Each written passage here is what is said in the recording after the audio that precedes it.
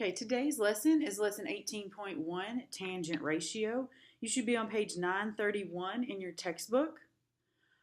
Let's talk about what a ratio is for just a minute, and we're going to talk about how these ratios are going to work. A ratio is just a comparison of two side lengths.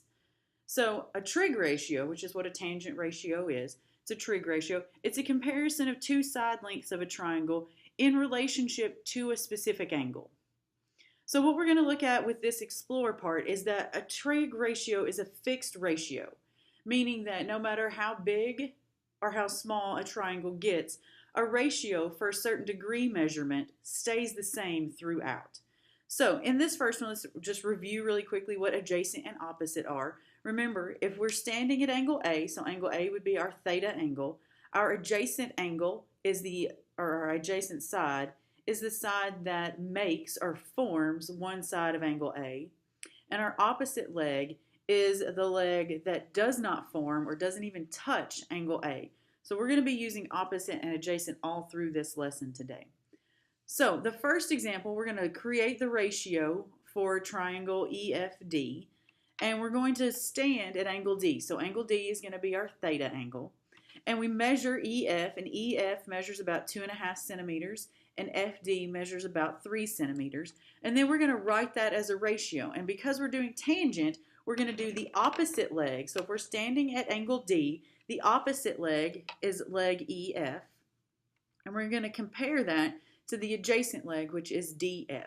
So we're going to say 2.5 divided by 3.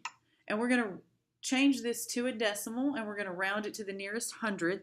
So this is going to be approximately 0.83 as a decimal. So that's our establishing what the ratio is, the tangent ratio is for a 40-degree angle, because they tell us that angle D is 40 degrees. Well, the next thing we want to do is we want to create another or a similar triangle to this one using a 40-degree angle and a 90-degree angle. So you're going to use a protractor and a ruler to draw a right angle, where the right angle is at J or is at L, and angle J is a 40-degree angle. I've already done that on this little sheet of paper here. And we're going to make a comparison. So our theta angle, where we're standing, is at angle J, and from there we're going to compare KL to LJ. So I've already measured these out, and KL is about 6.5 centimeters, and JL is about 7.8 centimeters. And if you change 6.5 over 7.8 to a decimal, you get, once again, 0.83. The relationship between the opposite leg and the adjacent leg for a 40-degree angle, so the tangent of a 40-degree angle, would be 0.83. That's the ratio of the relationship between those two legs. So let's look at how we would write some other tangent ratios. So if you'll turn to page 932, we're going to do tangent once again. So let's highlight some of this information in our textbook. And the tangent of an angle is the opposite leg over the adjacent leg. We want to keep this short and simple. We don't want to have to write the length of the leg and the length of the leg over and over again. We're just going to look for opposite over adjacent. And I'm going to write a little short tangent equals. A lot of the times I'll just go tangent equals opposite over adjacent. And I write it all the time so that I know exactly what it is I'm looking for when I'm working with a tangent. So the first example is example A at the bottom of the page. And example A asks you to find the tangent of angle A. Angle A is over here in this corner right here. And angle A, the opposite leg, we go all the way across, the opposite leg measures 18, and the adjacent leg, which is the leg that's right next to angle A, measures 24. And 18 over 24 reduces to 0.75. So the ratio that is the tangent of angle A is 0.75. And we can use that ratio later to find missing angles, or if we know the ratio, we can find the measure of the angle itself. The second example on just writing a ratio asks us to find the tangent of angle B. So that means we're going to stand right here. This is angle B. And from angle B, we're going to identify the opposite leg, and we're going to identify the adjacent leg. So if we're here, the opposite leg is the one that does not form angle B. So that means we go all the way to the other side of the triangle and use 24. And the adjacent leg is the one that you can reach out and touch, which is 18. Now, it's not this 30 because this 30 is the hypotenuse, and we're not using the hypotenuse today. Don't use the hypotenuse measurement at all today. So that's going to be 18, so 24 over 18, and 24 divided by 18 reduces to 1.3 repeating. So we're going to round it to the nearest hundredth like the directions tell us to. So the tangent ratio for angle B is 0.133. And we could use this information to find the actual measure of angle B if that's what we were being asked. But right now we're just looking for what is the ratio. Let's do a couple more examples. Turn to page 933. And in the middle of the page you're going to find question 5 and question 6. Question 5 is asking you to find the tangent of angle Q, and number 6 asks you to find the tangent of angle R. So that I don't forget, I write that tangent equals opposite over adjacent off to the side here. You're not going to always be able to see it on the screen, but I write it on my paper so that I know exactly what I'm looking for. So angle Q is where I'm going to start, so I'm going to stand right here first. From here, opposite is all the way to the other side of the triangle, so that's 15. And adjacent, remember I want adjacent but not the hypotenuse. I want the leg, and so the leg that is adjacent is 36. 15 divided by 36, rounded to the nearest hundredth, is 0.42. So the ratio for angle Q is 0.42. And that's just giving us the relationship between the lengths of those two sides. Now, the next one is to find the ratio, the tangent ratio for R. So we're here now. We've moved to the other side of the triangle. So that means what's opposite and what's adjacent have changed. So from angle R, opposite now is 36. So now 36 is going to be on the top. And now adjacent, that leg that I can reach out and touch, is 15. And 36 divided by 15 is about 2.4. So the ratio, the tangent ratio for angle R is 2.4. Now, that's all well and good. That means we can set those up and we can find those actual ratios. What we want to be able to do is use those ratios and those relationships to find missing side lengths, to find out how tall something is in the real world, or to find missing angle measures. So our first example looks like this right here. In order to meet safety guidelines, a roof contractor determines that she must place the base of her ladder 6 feet away from the house, making an angle of 76 degrees with the ground. So you can see in this picture, here's the house, here's the ladder. The ladder has to be 6 feet away from the house, and that's going to make a 76-degree angle right there. Well, that's kind of hard to see when you're looking at all of the stuff that's in the picture. So we went ahead and we've got an actual triangle drawn here. So this, let's go ahead and identify our 90-degree angle so we know where we're at. This is our 90-degree angle. We're going to find how far above the ground is the eave of the house. So we're going to find out how tall is this side of the triangle. We want to know how tall the house is, basically. So we're going to look at what we have. We're here. We know the measure of this angle.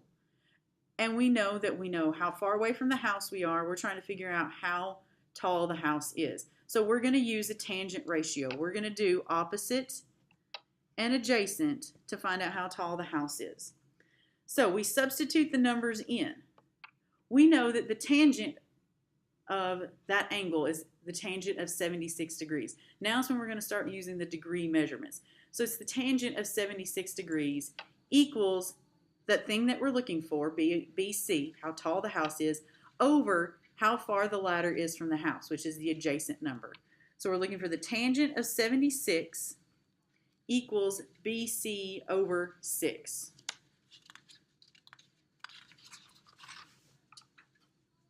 So in order to solve this problem, we actually just want to do like it's a regular equation. So we're going to take this and we're going, because 6 is on the bottom, we're going to multiply by the reciprocal, and those 6's are going to cancel each other out and leave BC by itself. If we multiply by 6 on this side, we have to multiply by 6 on this side. Now is when you have to make sure that your calculator is in degree mode, because if your calculator is not in degree mode, this is not going to come out correctly, because you're simply going to type into your calculator 6 times the tangent of 76.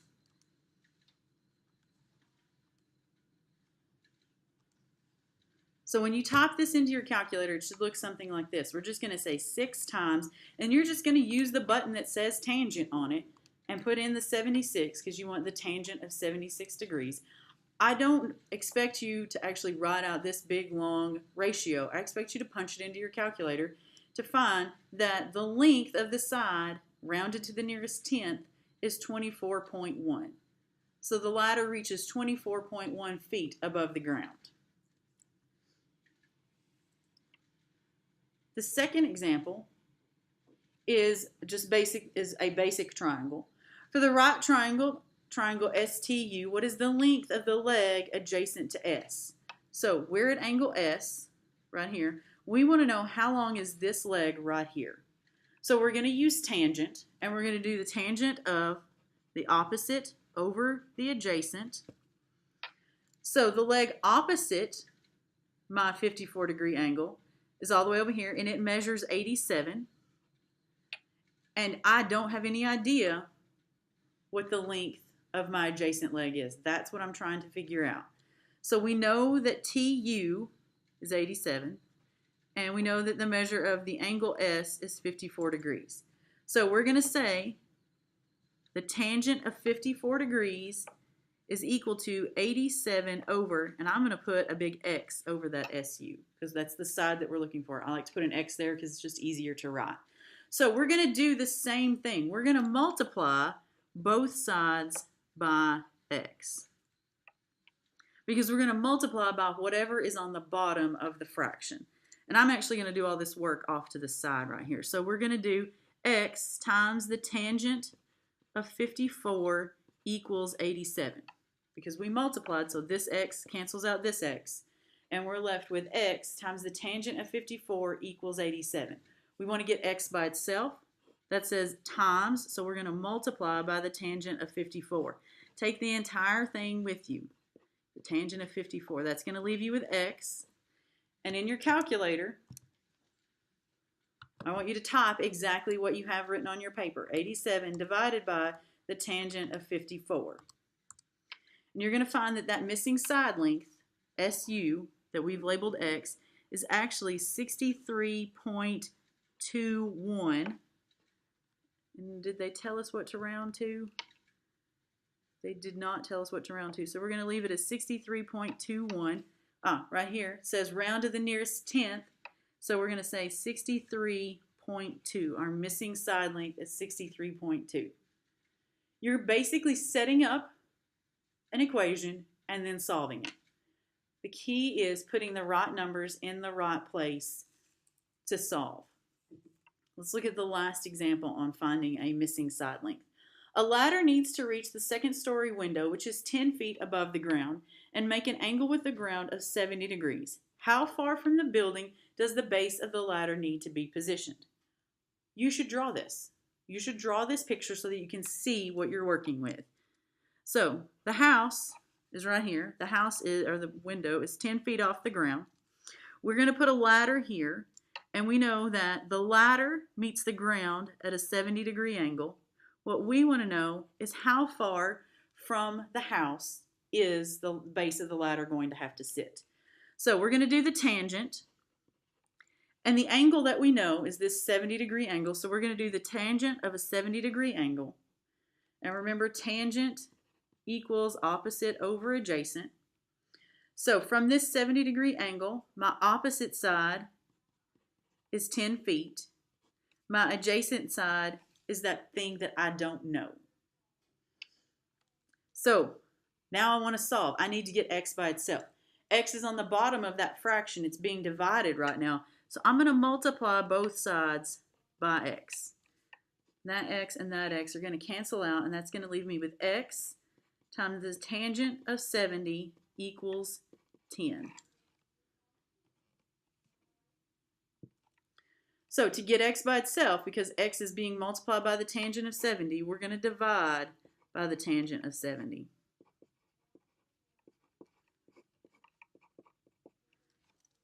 And 10 divided by the tangent of 70 comes out to 3.63. They did not tell us where we want to round to, so we're going to round to the nearest hundredth. 3.64, and we're measuring in feet. So the base of my ladder needs to be 3.64 feet from the base of the house.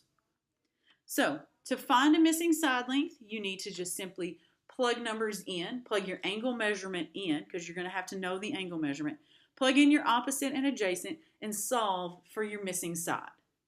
The other thing that we want to be able to do is find the missing angle measure using tangent. So this is written as tangent to the -1 power of an angle.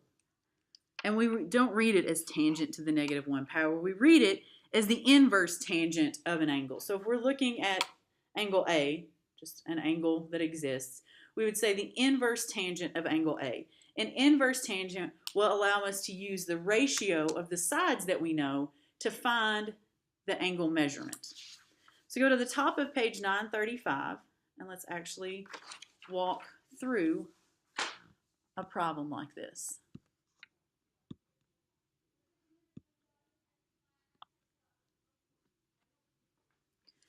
All right, so the first question is, what is the measure of angle A? We're going to find the indicated angle, and we're going to round to the nearest degree. So we're going to round to the nearest whole number. So the tangent, so let's figure out what our opposite over adjacent is. Opposite over adjacent for angle A, opposite is 19, adjacent is 36. So our ratio is 19 over 36. But we want to know what the measure of the angle is, so we're going to use the inverse function of our calculator to find the actual angle measure. So when you do this in your calculator, once again, make sure your calculator is in degree mode, and we're just going to type this into our calculator. The inverse function of your tangent is in blue above the tangent button. So you're going to hit second tangent to get the inverse function, and then you're simply going to put the ratio in your calculator, 19 divided by 36. And so when we do that, the inverse tangent of 19 divided by 36 matches exactly what's in our book, 27.82, which is going to round to the nearest whole number, which is 28. We're just going to deal with in whole degrees. We don't want decimal degrees. So let's do this for angle B in this particular triangle. So we're going to do angle B. We're going to do the opposite and the adjacent. So the opposite, angle B is here. Opposite of angle B is 36. Adjacent to B is 19. So we know that we want the inverse tangent of 36 over 19. So that's what we're going to type into our calculator. We're going to say the inverse tangent of 36 divided by 19 equals, and we get a big long decimal, 62.1759. We're going to round to the nearest whole decimal. So that 1 in the tenths place tells me to round that to 62 degrees. The inverse tangent is way easier than using the tangent to finding a missing side length. Our last example is number 8, which asks us to find the measure of angle J. So angle J is right here. We're going to do an inverse tangent, and we're going to do opposite over adjacent. So inverse tangent from J, opposite is 46, and adjacent, remember we're not using the hypotenuse, adjacent is 93. And we're just going to punch that into our calculator. The inverse tangent of 46 divided by 93 gives us a big long decimal of 26.318. We're going to round to the nearest whole degree, so that 3 tells us to leave it at 26 degrees. Now, we could do the same thing for angle K. We could also find angle K by doing the inverse tangent, but there's a simpler way to do that. There are 180 degrees in a triangle. I've used 90 of them to make this right angle. That means there are 90 degrees left for angle J and angle K, making angle J and angle K complementary to one another. So if I wanted to find the measure of angle K, I would not do the inverse tangent. I've already figured out the measure of angle J. I would just treat it as a complementary angle. And I would say 90 minus 26, which gives us 64. And I know that the measure of angle K is 64 degrees. As we go through this unit, make sure that you're using complementary angles. Make sure you're using what you know about the Pythagorean theorem to solve for angles and sides.